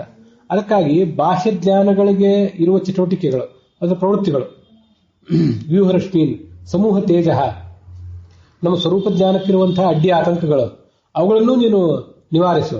ಎತ್ತೇ ರೂಪಂ ಕಲ್ಯಾಣತಮಂ ತತ್ತೇ ಪಶ್ಯಾಮಿ, ನಿನ್ನ ಅತ್ಯಂತ ಕಲ್ಯಾಣಕರವಾದ ರೂಪವನ್ನ ನಾನು ನೋಡಬೇಕಾಗಿದೆ ಅಂತ ಅದಕ್ಕೆ ಅದರ ವರ್ಣನ.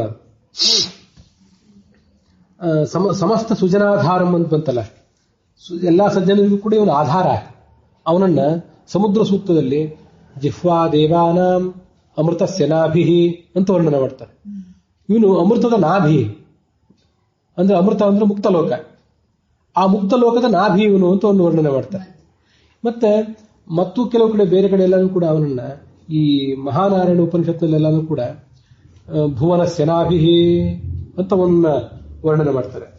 ಆ ನಾಭಿ ಅಂತ ವರ್ಣನೆ ಮಾಡೋದರ ಅರ್ಥ ಏನು ಅಂತಂದ್ರೆ, ವಿಶ್ವಂ ಬಿಭರ್ತಿ ಭುವನಸ್ಯ ನಾಭಿಹಿ ಅಂತ ಮಹಾನಾರಾಯಣ ಉಪನಿಷತ್ತಿನ ಮಂತ್ರ. ಆ ಸುಜನಾಧಾರ ಅಂತ ಬಂದಾಗ ನಾಭಿ ಅಂತ ನಂಗೆ ನೆನಪಿಗೆ ಬಂತಷ್ಟೇ. ಅವನನ್ನ ಭಗವಂತನ ನಾಭಿ ಅಂತ ಯಾಕೆ ಕರೀತಾರೆ ಅಂದ್ರೆ, ಈ ಚಕ್ರದ ನಟ್ಟು ನಡುವೆ ನಾಭಿ ಅಂತ ಇರ್ತದಲ್ಲ, ಅದು ಹೇಗೆ ಇಡೀ ಚಕ್ರಕ್ಕೆ ಆಧಾರನ, ಆ ತರ ಇಡೀ ಜಗತ್ತಿಗೆ ಇವನು ಆಧಾರ. ಭಾಗವತ ತಾತ್ಪರ್ಯ ಅದನ್ನೇನು ಹೇಳ್ತದಂದ್ರೆ, ನಾಭಿರಿತ್ಯಥ ನಾಮಸ್ಯಾತ್ ಹರೇಹೇ ಸರ್ವಾಶ್ರಯೋ ಯತಃ, ಅವನು ಸರ್ವಕ್ಕೂ ಆಶ್ರಯ ಆದ್ರಿಂದ ಅವನಿಗೆ ನಾಭಿ ಅಂತ ಹೆಸರು. ಸಮಸ್ತ ಸುಜನಾಧಾರಂ ನಾಭಿ ಭುವನಸ್ಯ ನಾಭಿ ಅಂತ ಅವನ ವರ್ಣನೆ. ಇದು ಬಹಳ ಖ್ಯಾತವಾದ ಶ್ಲೋಕ. ಆನಂದ ತೀರ್ಥವರದೆ ದಾನವಾರಣ್ಯ ಪಾವಕೆ ಜ್ಞಾನದಾಯಿನಿ ಸರ್ವೇಶಿ ಶ್ರೀನಿವಾಸೇ ಅಸ್ತು ಮೇಮನಃ. ಅನೇಕ ಜನ ಅಲ್ಲ, ನಾನು ಪರಿಚ್ಛೇದ ಮಾಡುವಾಗ ಹೇಳಿದೆ ಅಷ್ಟೇ. ಹೇಳಬೇಕಾದ ರೀತಿ ಜ್ಞಾನದಾಯಿನಿ ಸರ್ವೇಶೇ ಶ್ರೀನಿವಾಸೇ ಅಸ್ತು ಮೇಮನಃ ಹೇಳುವ ರೀತಿ ಅದೇ. ಅನೇಕ ಜನ ಮಂಗಳ ಪದ್ಧತಿ ರೂಪದಲ್ಲಿ ಇದನ್ನೆಲ್ಲ ಹೇಳ್ತಿರ್ತಾರೆ. ದಾನವರೆಂಬ ಒಂದು ಅರಣ್ಯ, ದಟ್ಟವಾದ ಕಾಡು, ಅದಕ್ಕೆ ಇವನು ಬೆಂಕಿಯಂತೆ ಈ ಭಗವಂತ. ಆನಂದ ತೀರ್ಥರಿಗೆ ವರ ಕೊಟ್ಟವನು, ಮತ್ತೆ ಜ್ಞಾನ ಕೊಡುವವನು ನಮಗೆಲ್ಲರಿಗೂ ಕೂಡ. ಸರ್ವೇಶೇ, ಎಲ್ಲರಿಗೂ ಅಧಿಪತಿಯಾದವನು. ಶ್ರೀನಿವಾಸೇ ಅಸ್ತು ಮೇವನಃ ಅಂತ ಶ್ರೀನಿವಾಸನಲ್ಲಿ ನನ್ನ ಮನಸ್ಸು ಸಂಲಗ್ನವಾಗಿರಲಿ, ಅವನನ್ನು ಬಿಟ್ಟು ಬೇರೆ ಎಲ್ಲಿ ಕೂಡ ಹೋಗದೇ ಇರಲಿ ಅಂತ ಅವನ ವರ್ಣನೆ ಇದೆ. ಅದಕ್ಕಾಗಿ ಕಲ್ಯಾಣ ಎತ್ತೇ ರೂಪಂ ಕಲ್ಯಾಣತಮಂ ತತ್ತೇ ಪಶ್ಯಾಮಿ ಅಂತ ಹೇಳಿ ಆ ವೆಂಕಟೇಶನನ್ನ ನೆನಪು ಮಾಡಿಕೊಂಡು ಮಂಗಳಾಚರಣ ಶ್ಲೋಕ ಹೇಳಿದೆ. ಮುಂದೆ ಗಂಧದ್ವಾರಾಂ ದುರಾಧರ್ಷಾಂ ಅಂತ ಲಕ್ಷ್ಮೀದೇವಿಯ ಶ್ಲೋಕ ಹೇಳಿದೆ. ಅದು ಋಗ್ವೇದದಲ್ಲಿಯೂ ಮತ್ತು ಮಹಾನಾರಾಯಣ ಉಪನಿಷತ್ನಲ್ಲೂ ಬರುವಂತ ಮಾತು. ತದಸ್ಯ ಪ್ರಿಯಂ ಅಭಿಪಾಥೋಹೋ ಅಸ್ಯಾಂ ಅಂತ ಪವಮಾನ ಸೂಕ್ತದ ಒಂದು ಮಂತ್ರ ಮುಖ್ಯ ಪ್ರಾಣನ ಕುರಿತಾದ್ದನ್ನು ಹೇಳಿದೆ. ವಿಷ್ಣೋಹೋ ಪದೇಪ ರಮೇ ಮಧ್ವ ಉತ್ಸಾಹ, ಮಧ್ವ ಅಲ್ಲಿ ಆಸಕ್ತನಾಗಿದ್ದಾನೆ ಅಂತ ಹೇಳಿದೆ. ಇದನ್ನು ನೆನಪು ಮಾಡ್ಕೊಂಡು ಹೇಳಿದೆ. ಅದಕ್ಕಾಗಿ ಆ 3 ಮಂಗಲ ಶ್ಲೋಕಗಳನ್ನು ಹೇಳಿದೆ. ಹೀಗೆ ಇಷ್ಟು ಪದ್ಯಗಳಿಂದ ಆ ವೆಂಕಟ ನಾಯಕನನ್ನ ವರ್ಣಿಸ್ತಾರೆ. ಮುಂದೆ ಅಲ್ಲಿ ಬರುವಂತಹ ಒಂದು ಸುವರ್ಣಮುಖಿ ಅಂತ ನದಿ, ಅಷ್ಟು ನದಿ ಬಗ್ಗೆ ನೋಡಿಬಿಟ್ರೆ ಆ ತಿರುಪತಿ ಕ್ಷೇತ್ರದ ವರ್ಣನೆ ಎಲ್ಲ ಮುಗಿತದೆ. ಅಲ್ಲಿಂದ ಮುಂದೆ ಬರೋದು ವರದರಾಜರ ಕಂಚಿ ಕ್ಷೇತ್ರ. ಸುವರ್ಣಮುಖಿ ಎನ್ನುವ ನದಿಯೇ ನಿನ್ನ ಚಿನ್ನದಂತೆ ಹೊಳೆಯುವ ಆ ನೀರನ್ನು ನಾವು ಸ್ನಾನಕ್ಕಾಗಿ ಪಾನಕ್ಕಾಗಿ ಉಪಯೋಗ ಮಾಡ್ತೇವೆ. ಪಯಸ್ತವ ಸುವರ್ಣ ಶೋಭಿವದನಂ ಕುರು ಮಾಂ ಅಂಬ ನಿರ್ಮಲಂ. ತಾಯಿಯೇ ಮೊದಲು ಗುರು, ತಾಯಿ ಕಲಿಸ್ಬೇಕು ಎಲ್ಲ ಪಾಠಗಳನ್ನ ಮಕ್ಕಳಿಗೆ. ಇವರು ತಾಯಿಯನ್ನು ಸ್ತೋತ್ರ ಮಾಡ್ತಾರೆ, ಆ ನದಿ ದೇವತೆಯನ್ನ. ಹೇಗೆ ಅಂತಂದ್ರೆ, ಸುವರ್ಣ ಶೋಭಿವದನಂ, ಭಗವಂತನ ಅತ್ಯಂತ ಸುಂದರವಾದ ನಾಮಗಳು. ಸುವರ್ಣ ಅಂದ್ರೆ ಭಗವಂತನ ಸುಂದರವಾದ ಅಕ್ಷರಗಳು, ಅವೆಲ್ಲ ನನ್ನ ಬಾಯಿಯಿಂದ ಬರುವಂತಾಗಲಿ, ನಿರ್ಮಲವಾದ ನಾಮ ನನ್ನ ಬಾಯಿಯಿಂದ ಬರುವಂತಾಗಲಿ, ಅರ್ಥ ಸಮೇತವಾಗಿ ಬರುವಂತಾಗಲಿ ಅಂತ ಅನ್ನೋದು ಅದೊಂದು ವೈಶಿಷ್ಟ್ಯ. ಈಗ ನೋಡ್ರಿ, ಕೃಷ್ಣ ರಾಮ ಇವೆಲ್ಲ ಒಂದು ಪದಗಳಿವೆ ನಮ್ಗೆ ಗೊತ್ತಿರುವಂತೆ. ಮೊದಲು ಅಕ್ಷರಗಳ ಸಮುದಾಯವೇ ಪದ, ಪದಗಳ ಸಮುದಾಯವೇ ವಾಕ್ಯ. ಇಲ್ಲಿ ಏನ್ ಕೇಳ್ತಿದ್ದಾರೆ ಅಂದ್ರೆ ಅಕ್ಷರಗಳು ನಮ್ಮ ಬಾಯಿಂದ ಬರುವಂತಾಗಲಿ ಅಂತ. ಅದು ಒಂದು ಶ್ರೇಷ್ಠ ಸಂಗತಿನೇ. ಯಾಕೆ ಅಂತಂದ್ರೆ ಕೇವಲ ನಮಗೂ ನಿಮಗೆ ಒಂದು ಯಾವುದೋ ಒಂದು 3, 4, 5, 6 ಅಕ್ಷರಗಳಿಂದ ಕೂಡಿದ ಒಂದು ಪದವೇ ನಮಗೂ ನಿಮಗೂ ಹೆಸರು. ಬರೇ ಒಂದು ಅಕ್ಷರ ನಮಗೂ ನಿಮ್ಗೆ ಯಾರು ಹೆಸರು ಇಡ್ತಿರೋದಿಲ್ಲ. ಇಟ್ರೆ ಅದು ಅಸಹಜ ಆದಿತ್ತು, ಕೇಳೋರಿಗೂ ವಿಚಿತ್ರವಾಗಿ ಕಾಣಿಸ್ತದೆ. ಭಗವಂತನಿಗೆ ಹಾಗಲ್ಲ. ನೀವು ಅಕ್ಷರಗಳನ್ನು ಇಟ್ರು ಅವೆಲ್ಲ ಅಕ್ಷರಗಳು ಭಗವಂತನಿಗೆ ವಾಚಕನೇ. ಅದೆಲ್ಲ ಮಾತೃನ್ಯಾಸದಲ್ಲಿ ಅ ಅಂದ್ರೆ ಅನಂತ, ಆ ಅಂದ್ರೆ ಆನಂದ, ಈ ಅಂದ್ರೆ ಇಂದ್ರ ಅಂತೆಲ್ಲ ಹೇಳ್ತಾರೆ. ಅಲ್ಲದೆ ಭಾಗವತ ತಾತ್ಪರ್ಯದೊಳಗೆ ಈ ನಾಮಗಳನ್ನೆಲ್ಲ ತಿಳ್ಕೊಂಡ್ರೆ ಏನ್ ಲಾಭ? ಆನಂದತ್ವಾದ ಅನಾಮಾಸವು ಉತ್ಕೃಷ್ಟತ್ವಾದ್ ಗುಣಾಮಕಃ ಈತನ್ ನಾಮದ್ವಯಂ ಜ್ಞಾತ್ವ ಸರ್ವಪಾಪೈ ಪ್ರಮುಚ್ಯತೆ. ಇವರಿಗೆ ಆನಂದ ಅಂತ ಯಾಕೆ ಕರೀತಾರೆ? ಇವನು ಆನಂದ ಸ್ವರೂಪರಾದ್ರಿಂದ ಇವನು ಅಂತ ಕರೀತಾರೆ. ಉತ್ಕೃಷ್ಟತ್ವಾತ್ ಗುಣಾಮಕಃ, ಹೂ ಅಂತಲೂ ಕರೀತಾರೆ, ಯಾಕಂದ್ರೆ ಉತ್ಕೃಷ್ಟಾದ್ರಿಂದ. ಈತನ ನಾಮದ್ವಯಂ ಜ್ಞಾತ್ವ, ಈ ಎರಡು ಹೆಸರುಗಳನ್ನ ನಾವು ತಿಳ್ಕೊಂಡ್ರೆ, ಆ ಹೆಸರುಗಳ ಅರ್ಥವನ್ನು ತಿಳ್ಕೊಂಡ್ಬಿಟ್ರೆ ಸರ್ವ ಪಾಪ ಪ್ರಮುಚ್ಯತೆ. ಹೆಸರುಗಳನ್ನು ಉಚ್ಚಾರ ಮಾಡೋದಲ್ಲ, ಕೇವಲ ಹೆಸರನ್ನು ಉಚ್ಚಾರ ಮಾಡೋದಲ್ಲ, ಅರ್ಥ ಸಮೇತವಾಗಿ ಉಚ್ಚಾರ ಮಾಡೋದು. ಆದ್ರಿಂದಲೇ ಓಂಕಾರದಲ್ಲಿ ಅ ಉ ಮ, ಅ ಅಂದ್ರೆ ಕೃಷ್ಣನಿಗೆ ವಾಚಕ, ಉ ಅಂದ್ರೆ ರಾಮನಿಗೆ ವಾಚಕ, ಮ ಅನ್ನೋದು ನರಸಿಂಹದೇವರಿಗೆ ವಾಚಕ. ಅವೆಲ್ಲವೂ ಸೇರಿ ಓಂಕಾರ ಆಗಿರ್ತದೆ. ಅಕಾರ ಅಧಿಕ ಅಂತ ಅನ್ನೋದನ್ನ ಹೇಳ್ತದೆ, ಉಕಾರ ಉತ್ಕೃಷ್ಟ ಅಂತ ಹೇಳ್ತದೆ, ಮ ಅಂದ್ರೆ ಅವನು ವೇದಗಳಿಂದ ಮೇಯ ತಿಳಿಯಲ್ಪಟ್ಟವನು ಅಂತ ಇಷ್ಟ ಅರ್ಥವನ್ನು ಹೇಳ್ತವೆ. ಇವೆಲ್ಲ ಸುವರ್ಣ. ಇಂತಹ ಸುವರ್ಣಗಳು ನಿತ್ಯ ನಮ್ಮ ಬಾಯಿಯಿಂದ ಹೊರಹೊಮ್ಮುವಂತಾಗಲಿ. ಹೀಗೆ ಸುವರ್ಣ ಶೋಭಿವದನಂ ಕುರು ಮಾಂ ಅಂಬ ನಿರ್ಮಲಂ. ಮತ್ತೆ ನನ್ನನ್ನು ನಿರ್ಮಲನಾಗಿಯೂ ಮಾಡು ನೀನು. ಬಾಯಿಯಿಂದ ಅಂತ ಸುಂದರವಾದ ನಾಮಗಳು ವ್ಯಾಖ್ಯಾನ ರೂಪದಿಂದ ಹೊರಗೆ ಬರಲಿ, ನನ್ನ ಮನಸ್ಸಿನ ದೇಹದ ದೋಷಗಳು ಕೂಡ ಕಳೆಯಲಿ ಅಂತ ಅವಳ ಸ್ತೋತ್ರ ಇದೆ. ಹೀಗೆ ಆ ಸುವರ್ಣಮುಖಿ ನದಿಯ ಸ್ತೋತ್ರದ ಜೊತೆಗೆ ಇವತ್ತಿನ 30ನೇ ಪದ್ಯ, ಪೂರ್ವ ಪ್ರಬಂಧದ 30ನೇ ಪದ್ಯ ವೆಂಕಟ ಕ್ಷೇತ್ರದ ವರ್ಣನದೊಂದಿಗೆ ಮುಕ್ತಾಯ ಕಂಡಿದೆ. ಶ್ರೀಕೃಷ್ಣಾರ್ಪಣ ವಸ್ತು.